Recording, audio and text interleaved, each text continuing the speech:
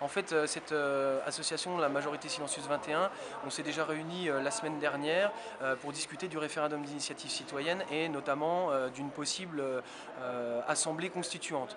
On comprend bien quand on participe à ce genre de débat que ce sont des questions très sensibles et qui nécessitent d'en parler, c'est l'objet du débat.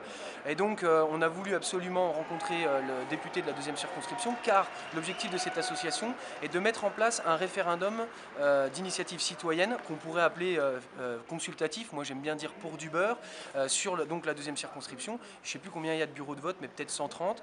L'objectif c'est de dire voilà, on va poser la question, on va poser 2 questions. On va poser êtes-vous pour ou contre au niveau national la mise en place d'un référendum d'initiative citoyenne et surtout êtes-vous pour ou contre la mise en place d'une assemblée constituante.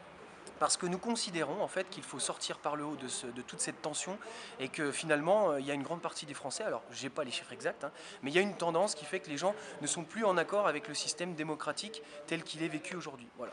Ouais, déjà on peut saluer le fait qu'ils soient déplacés, ils sont rendus à cet entretien qui est quand même pas facile pour eux parce que bon, il y a de tout dans les gilets jaunes, on en a gros sur la patate, donc les rapports sont parfois un peu, on ne s'écoute pas toujours tout à fait parler, en tout cas, voilà. Mais globalement, les questions qui ont été posées tournent autour du pouvoir d'achat, du milieu hospitalier, des services publics, enfin toutes ces questions qui sont en suspens depuis quelques mois. Et en fait, ce qui se passe là, c'est qu'il y a un jeu de ping-pong, de questions-réponses, mais c'est très compliqué pour eux de répondre, les députés et le sénateur, de répondre concrètement, puisque ce ne sont pas des questions qui peuvent être réglées là, tout de suite, maintenant. Il y a des questions qui peuvent être réglées sur du moyen long terme. Donc c'est assez compliqué pour eux, mais au moins ça a le mérite de faire en sorte que les gens puissent s'exprimer à des élus et qu'on soit entendu. Pas dit écoutez, mais entendu. Nous, l'objectif, c'est vraiment de dire nous devons avoir une démocratie vraiment participative. Alors, il y a plein d'objections à ce système-là, et c'est d'ailleurs l'objet des débats. Quel seuil on met? Est-ce qu'on reconnaît le vote blanc? Quels sont les modes de vote? Est-ce que ce sera toujours du vote papier? Est-ce que demain on pourra faire de l'informatique, d'électronique? Mais en fait, tout ça, si on veut vraiment trouver des solutions, eh bien, il suffit de se réunir. Aujourd'hui, on en est déjà à la première étape de faire accepter le fait de mettre en place un référendum d'initiative citoyenne, et c'est déjà énorme.